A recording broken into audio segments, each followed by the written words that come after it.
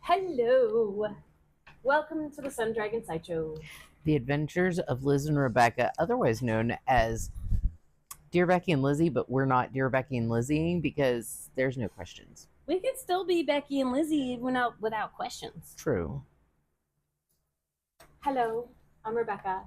I'm the owner of Sun Dragon Art Fiber. I'm a little hyper today. In overcast, but hopefully the fog is burning off Brevard, North Carolina. I'm Liz. I'm the minion there. What do you have for a weather report?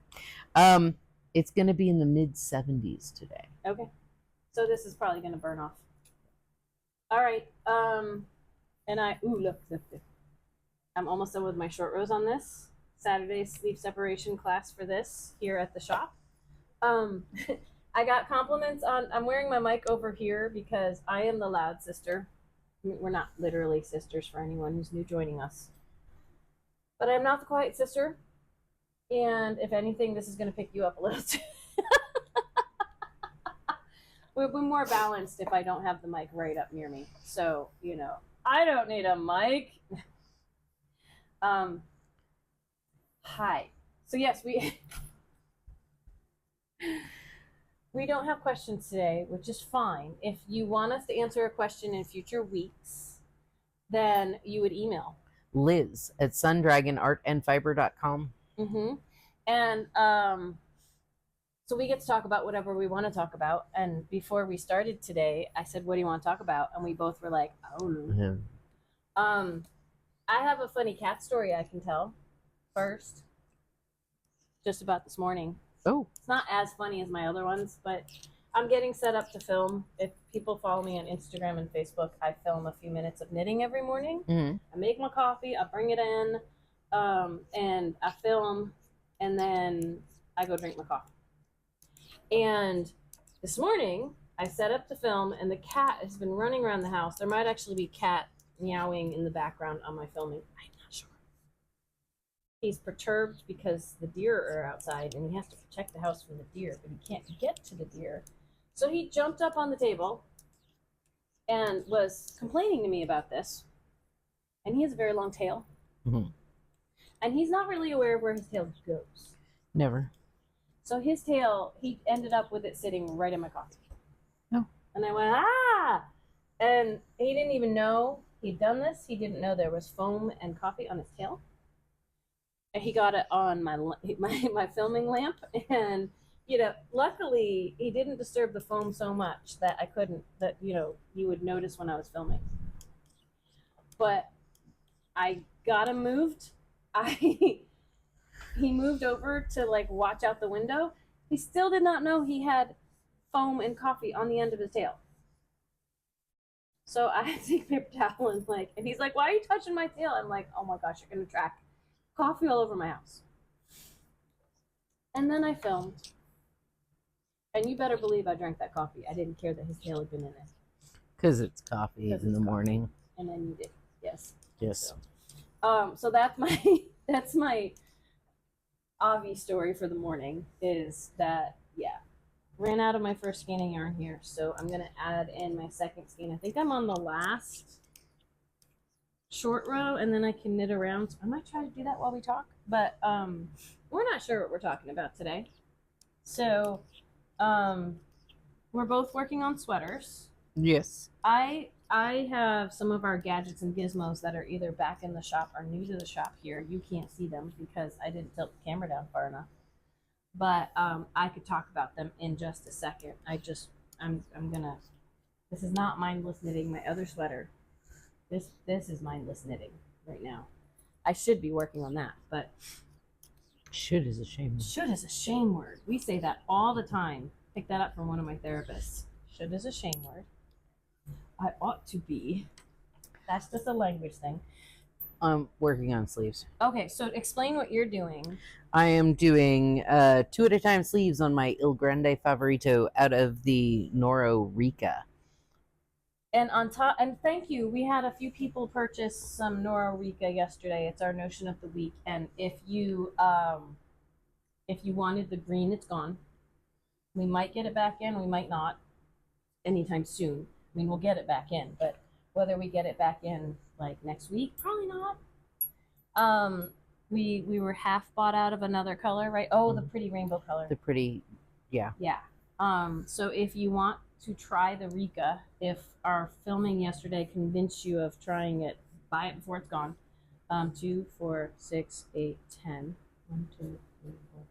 I have 6 stitches to go till I turn and do my short row. So 2 at a time sleeves. How many needles do you have going there? I have 2. I prefer to do the 2 needle method instead of magic loop. And if I was doing 1 at a time sleeves, I wouldn't mind doing double points, but then I'd only have 1 sleeve done and never finish the second sleeve. So I suffer from second to anything syndrome. Sleeve Island.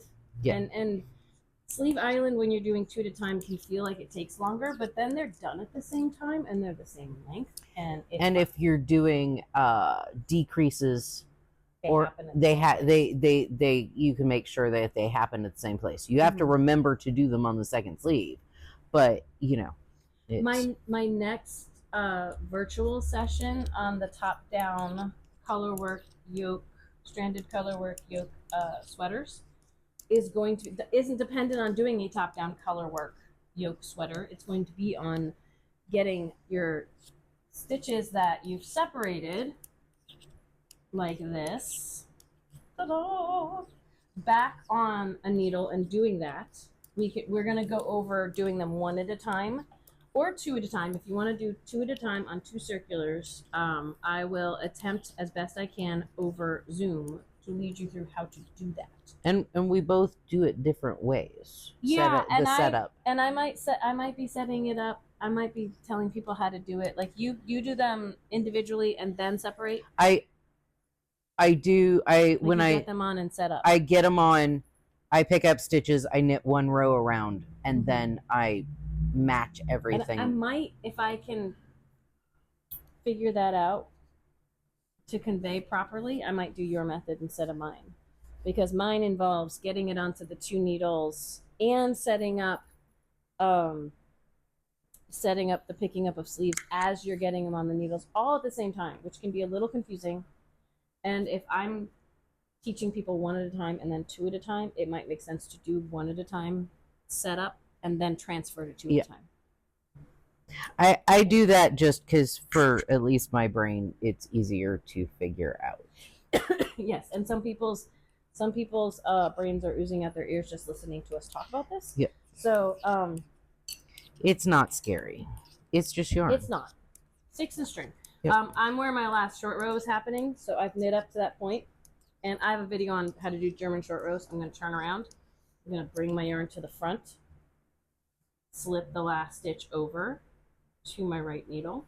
You're seeing it from the back, and yank up and over, pull everything up and over my needle, and I'm going to knit back. And I get to just knit all the way around in a circle, which is great picking up my short rows, working my short rows. If it's a wrap and turn, you pick them up, and I don't like trying to figure out how to pick it up and make it look okay. So I do German short rows so that I can just knit or purl through the center of them as I come to them. The center, because they have this weird X crissy-crossy thing that you go through the center. And it doesn't look perfect, but it looks a lot cleaner than I can do with any other short row method. So I keep forgetting this is my interchangeable set of needles I'm using. Like most of the needles I'm using on these are fixed, and I'm trying to use ones from my set at home, so they're interchangeable. So I need to retighten them. I can feel as I'm pushing the yarn over my tips that it's catching a little, which means my tips are coming unscrewed just a bit. And I need to tighten them properly. I never actually did that with this set of needles, which is putting a little turnkey in and really cranking them. Trying not to strip them by over tightening, but tightening enough that they don't come loose. But that's what I find with interchangeable needles is just be aware when you're knitting, if it starts to catch a little bit, it might mean they're coming undone and you need to tighten them back up again. So I am so overheated in this sweater already. But I don't really want to have to redo my mic, so I think I'm just gonna sit here and like sauna it until the end of the episode. Because this is a pretty sweater. So let me talk about this sweater for a second. This is what a lot of people are doing for the make along. And you don't have to pay to be part of the make along. We're already over halfway through for the lessons. Like, this can go on until the end of the year making these sweaters. Like, you don't have to get it done in 2 months, because for some people that is not a reasonable timeline. That's okay, especially with color work. Take your time. But a lot of this is the only one I had done that was on my short list when we started. It's the Avena by Jennifer Steingass, Avena. And I just love that it has such a motion to it. Like, the chart, it's the same as any other top-down colorwork sweater, in that you have to follow a chart, and the chart repeats around and around and around. But by following this straight chart and what she tells you to do, you end up with this motion. It's so pretty. And I love Jennifer Steingass's patterns. Like, so pretty. This is the same pattern writer. And this one does a mirror image thing, so it's more of a straight pattern going up and down. But look at that, it's so pretty. I keep looking at that going, what colors could I do? Do it in neutrals, do it in poppin' colors like this. Someone on the make along, Susanna on the make along, who's also part of our virtual classes, was stressing out a little bit today. I answered her because it's the same sweater. She was stressing out today, so short rows in the back means that that's thicker. Because she redid it with the loosey-goosey floats I like to talk about, and she's really liking how it looks better, and I agree. She's stressing out because she's like down here, and she's already at 7 inches, and she has all of this other stuff to go, and her yoke depth is supposed to be 9.5 inches when she separates for sleeves. And she's like, being loose has thrown this off. And my response is, I went and got mine out, which is still on barber cords and everything, and I measured it. And my yoke depth is like 11 inches. And my size says 9.5 inches. So mine's 1.5 inches longer. And when I tried it on Tuesday, it looked gorgeous. Now, my caveats on that were, it's not blocked yet. It could relax a little when blocking, so it could be a little more loose and flowy. Honestly, I'm okay with that. Like, this one that I'm wearing is loose and flowy. Like, the armhole is down here. But when I have my arms at my sides, I think it still hangs nice. It hangs nice. Yeah. Some of that's the yarn. These are different yarns, but it still should drape pretty nicely. Like, having a looser top, I think, can conform to your body shape and look better. Like, I think she's worried about puckery, balloon sleeves, things like that. One of the things about a top-down, all-over increased sweater is it tends to conform to your body better than a set-in sleeve or something like that. So, it might pucker in here a little bit, especially when you pull your sleeves up, but that's the nature of a top. The other caveat I had on mine is, like, I'm comfortable having a longer yoke depth at sleeve separation because I got girls. I got big girls. Like, we all have, all the women have girls. But mine are pretty big. They don't look that big in the sweater, which is interesting.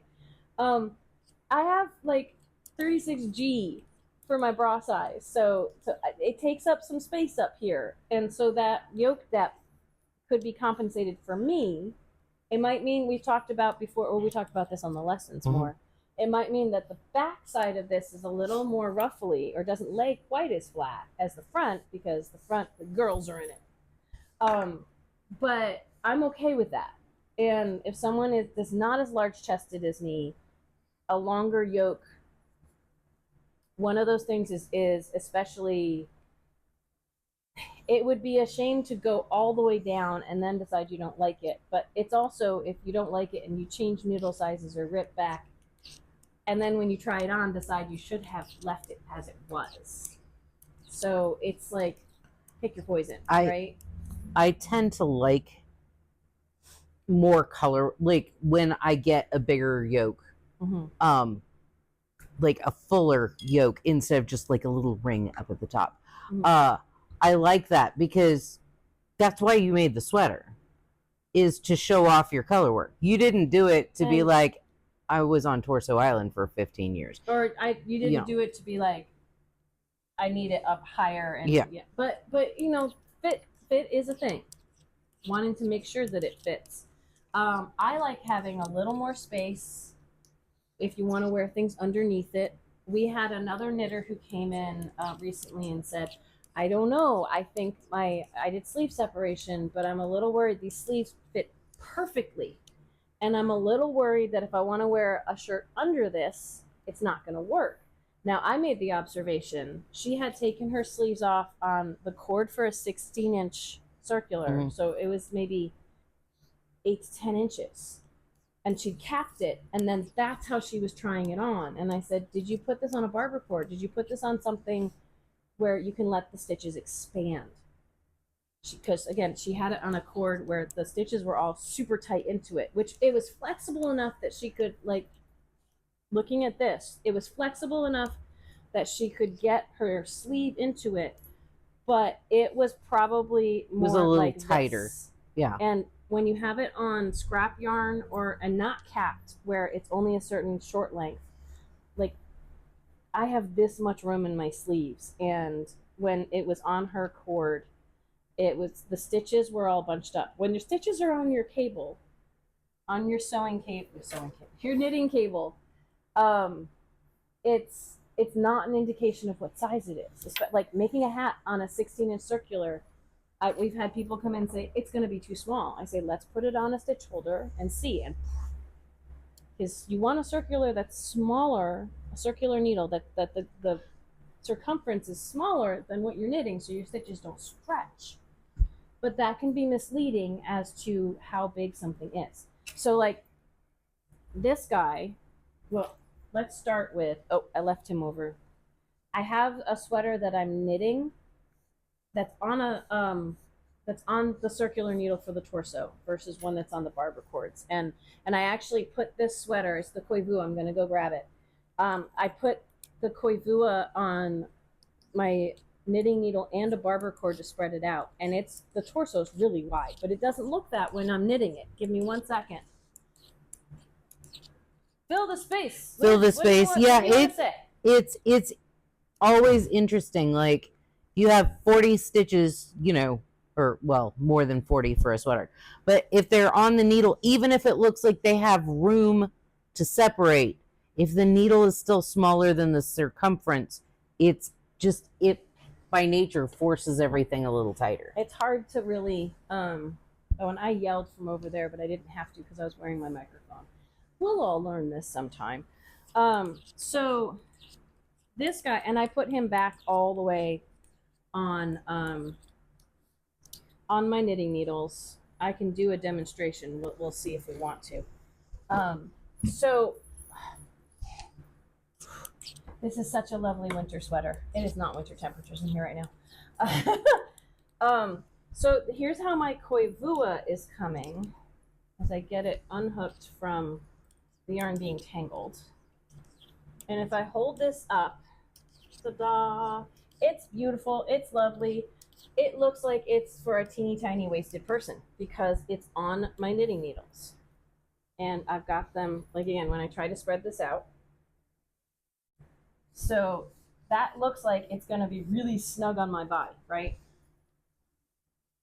This one's actually a smaller circumference chest, I think, than the other one because it's built with, the pattern designer has less positive ease in it than the other one for how I made my measurements of taking my bust size and adding so many inches to it. This is on the barber cord, and look how spread out it is. But when I knit it, it's going to be, and so here's the circumference. It kind of almost feels like it flares a little. The circumference of that one is going to be even wider.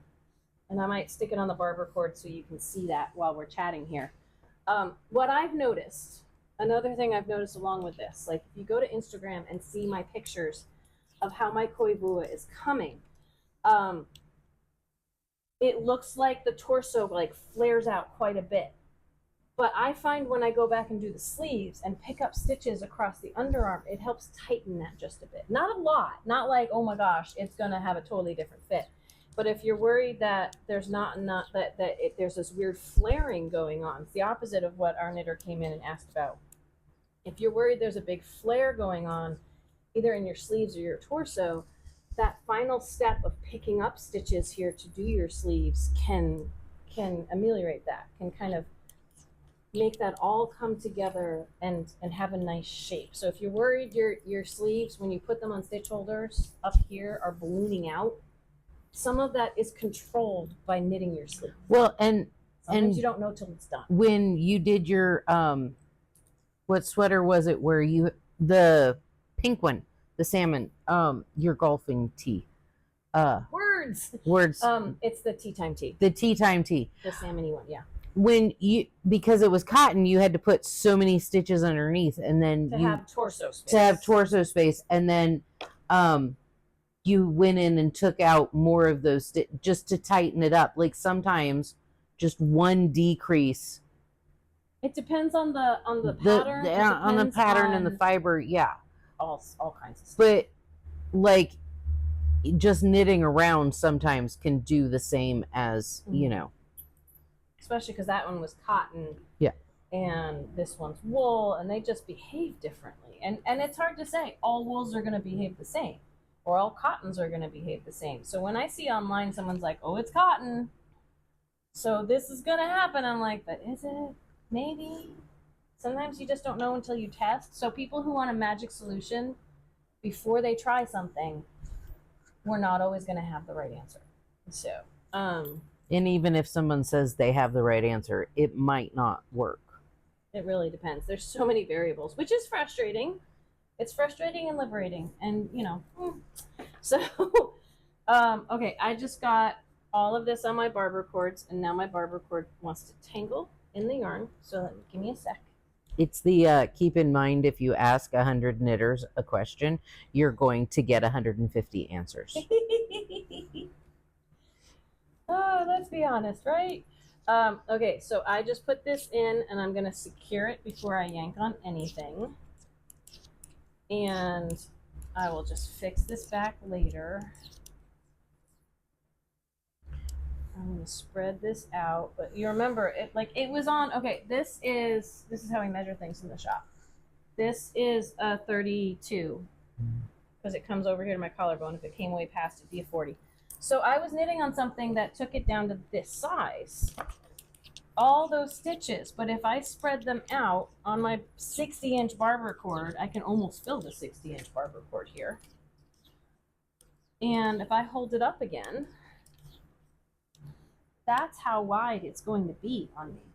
So having stitches on a circular needle that you're going to be knitting is not necessarily an indication of what size it's going to come out. And you can, one of the beauties of the invention of barber cords, of circular needles, is you can jam so much because you've got the thin cable that's running between the needles. You can jam tons of stitches. I had someone saying, well, my pattern says I need a 40-inch, but I have a 36. Is this going to work? And it's like, you can jam so many stitches on there. You'll be fine. Like, just make sure you're noticing where your stitches are if they want to pile up and bounce off. But you can jam tons in there. When I build up on my Papillons, those last two rows, going from 486 stitches to 1,025, or 68 stitches, 468 to 1,025.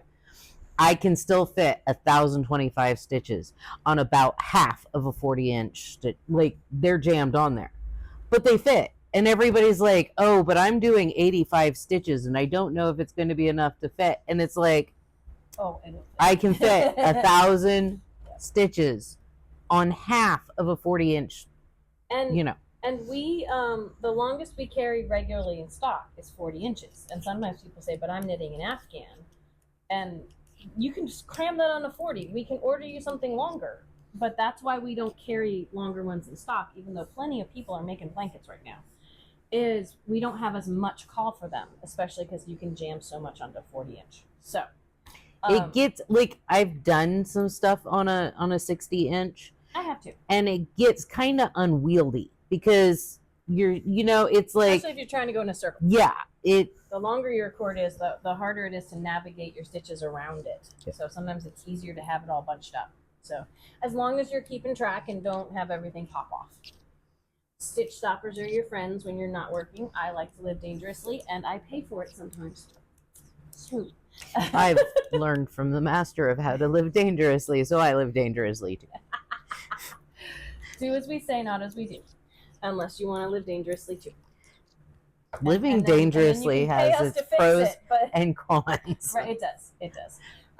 I wanted to, before we go, there's a couple things. I wanted to mention we got our DPN cappers here back in stock for 6-inch double point needle sets and 7-inch. And I have already, where'd it go? I've already snagged one to, too many projects. I've already snagged one to keep my socks safe. So they work that you get all your needles lined up, and you get one end in there, and you use the little bungee and stretch and get the other end, and it keeps them all safe. The price has gone up. I want to say they're just under $9 now from when we had them before, because the price on everything's going up. And we do what we can to keep things cost effective for y'all, but we need to keep the shop afloat too. We got in super cute. I need to be using these, but I also want you guys to buy them instead of me using them up. We got some tags, washable faux suede tags from Catrinckles to put like in the back of your sweaters or on the corners of handmade garments and things. Like, again, they say they are machine washable. They can go in the washer and dryer. And a lot of the things I knit can't. So, but if they can't, you can use these. I'll start with, these are just super cute. It's a set of 4 that is like handmade. Thanks, I made it. Of course, you're going to talk about my favorite, but that's okay. Little one that just has a little knit heart on it. So these are just cute. I don't know. Some people want to put like their name or like who made it in the back of them. I don't know about writing on these, but it's $11.25 for 4 of these, and I just think they're adorable. Now, what Liz has, those are the ones I'm really excited about, because right now when I put on a sweater, I have to see if I can find the ends I wove in, and sometimes I weave them in so nicely I can't see the ends I wove in, so I don't know how to put my sweater on. So I have to look for where the short rows are or something. And it says this is the back. I think it's the back end of a sheep. It's a butt of a sheep. This is the back. And it's so you can sew that in where the tag would go for like a machine made item. So you can know which is the front and the back. I would use sewing thread for these and like to hide them when you sew them in on the back, but they are machine washable. They're faux suede. It's super cool. $11.25 for 4 of them, which breaks down to like less than $3 each. And they're made by a company up in Rhode Island. So, small business made, all kinds of good stuff. They'll last, or, they should, because they're made by a small business company that prides themselves on what they make. So, I want to buy all of these, which means I'll have to order more because I want to mark the back of all my sweaters. So, I didn't realize the little tags they made. We have some suede tags in the shop that have like the Viking stamp and the dragon stamp, so you could like sew them on your cap or something. And I don't even know where they are anymore. I do, but I didn't know they were machine washable. I'm very excited to know that to have learned, because we ordered these. They're so cute. And I wanted to mention, I think I've already showed these off on.